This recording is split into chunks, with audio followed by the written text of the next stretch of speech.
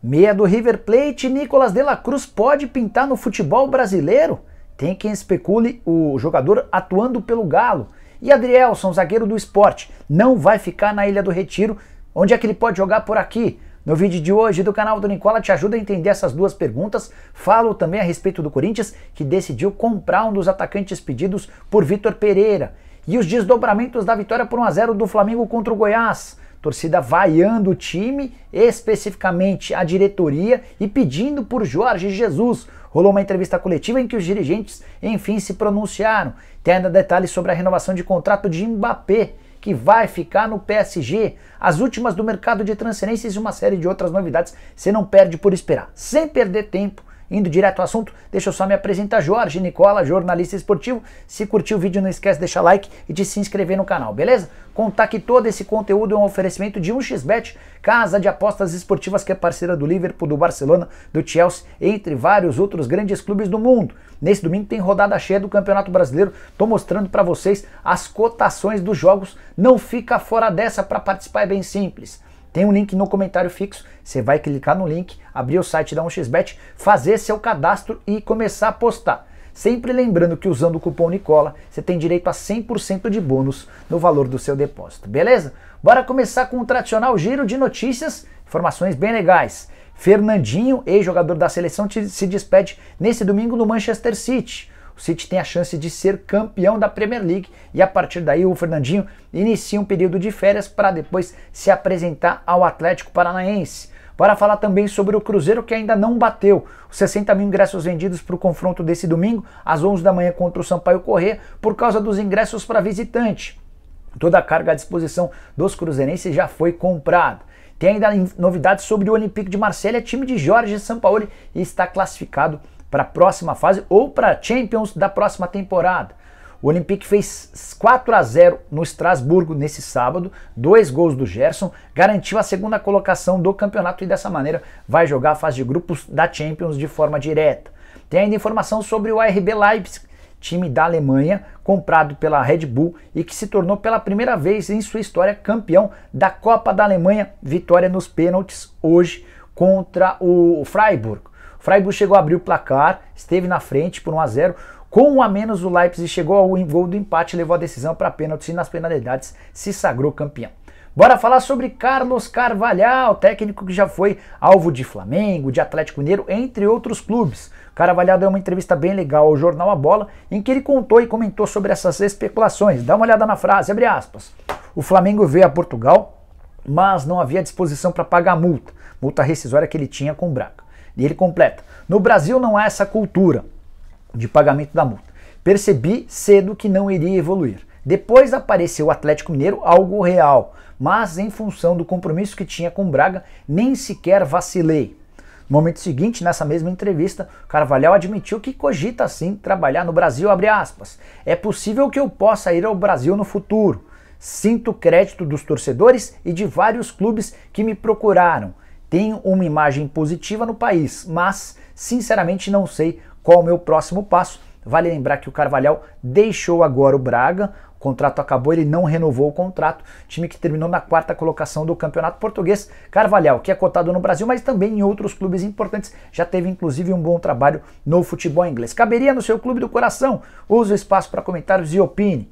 Bora falar agora sobre Adrielson, zagueiro de 23 anos de idade, muito bom jogador. Estava emprestado ao Al-Ahly dos Emirados Árabes Unidos. E o Sport tinha convicção de que o Al-Ahly faria a compra do jogador, empréstimo de uma temporada que custou 700 mil reais.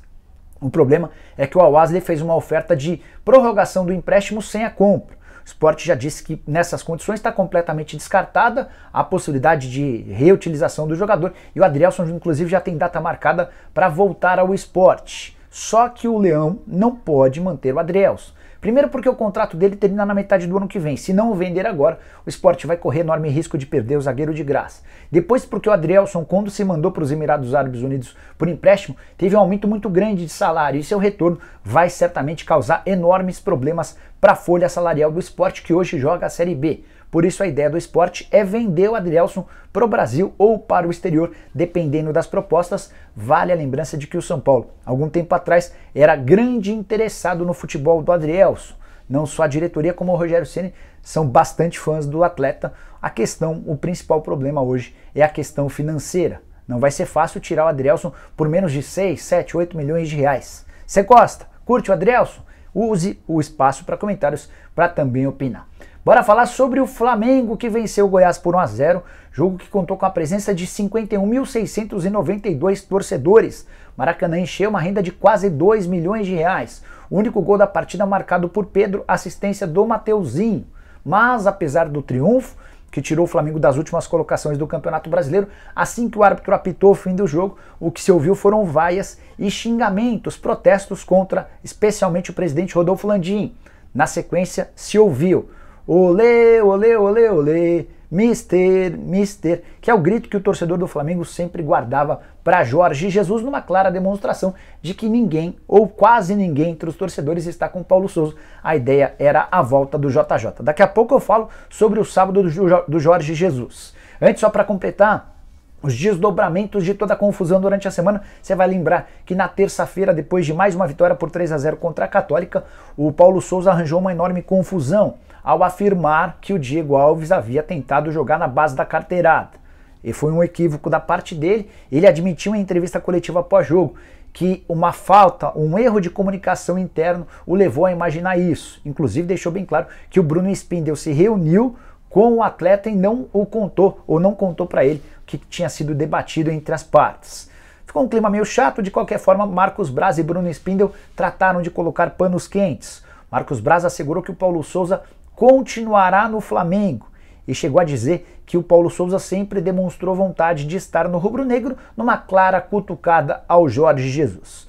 Marcos Braz é frontalmente contrário ao retorno do mister, apesar da pressão do torcedor e apesar da vontade do Jorge Jesus, que tem tentado na medida do possível ganhar tempo lá no Fenerbahçe. O jornal A Bola tinha publicado nessa sexta-feira que o sábado seria para sacramentar a ida do Jorge Jesus ao Fenerbahçe, mas não foi dessa vez.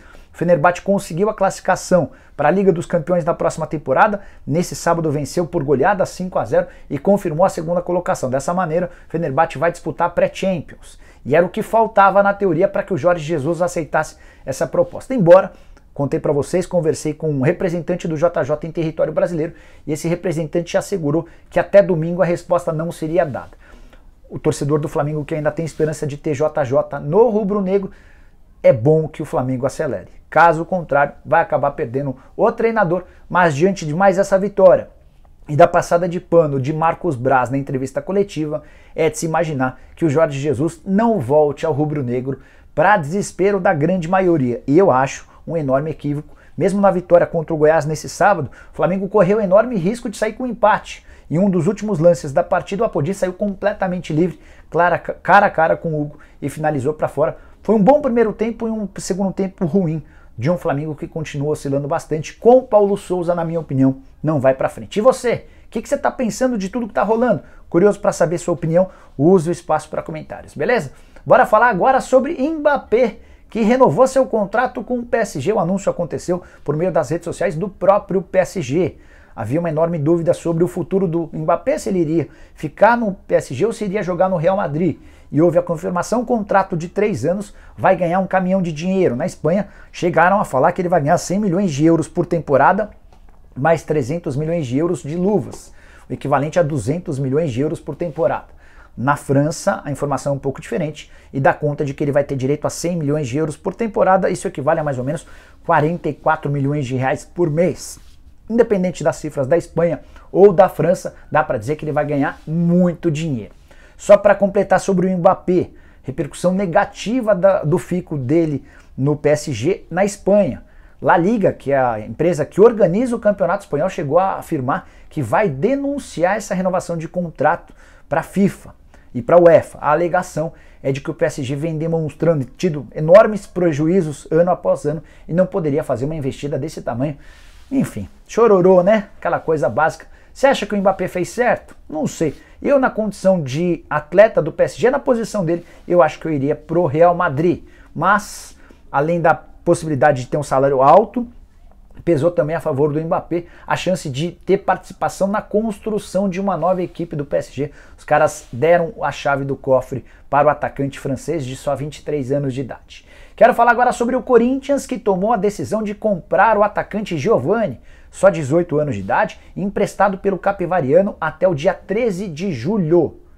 O Corinthians precisa desembolsar 3 milhões de reais para ficar com um atleta de só 18 anos, uma das promessas das categorias de base que vem sendo utilizado pelo Vitor Pereira. Já foram 4 partidas no time principal. O VP pediu, indicou a sugestão, aconselhou o Corinthians a ficar com o atleta. Cheguei a conversar antes de gravar esse vídeo com um dirigente do Corinthians que assegurou que o Timão vai fazer proposta de compra. Falei também com o empresário do Giovani, o Rafael Brandino, que disse o seguinte, abre aspas: o Vitor Pereira tem utilizado o Giovani e quer ele no elenco, então creio que o Corinthians fará o esforço dentro do possível para comprá-lo.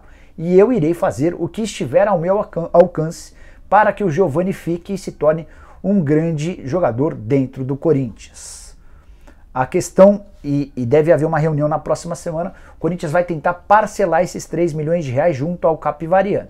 E a menos que o Capivariano encrespe ou crie dificuldades para esse pagamento de forma parcelada, tudo indica que o Giovani fique no Corinthians em definitivo. Se ele insistir, se o Capivariano insistir no pagamento dos 3 milhões de reais à vista, aí a gente pode ter alguma dificuldade, até porque o Corinthians hoje não conta com esse dinheiro em caixa.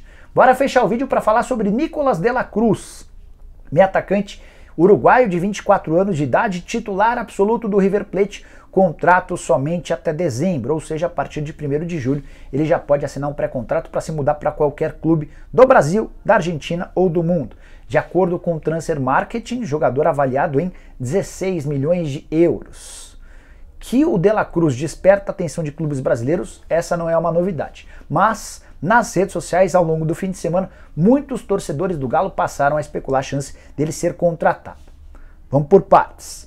Tem gente, inclusive, afirmando que como o River Plate quer contratar o Godin, poderia haver uma troca.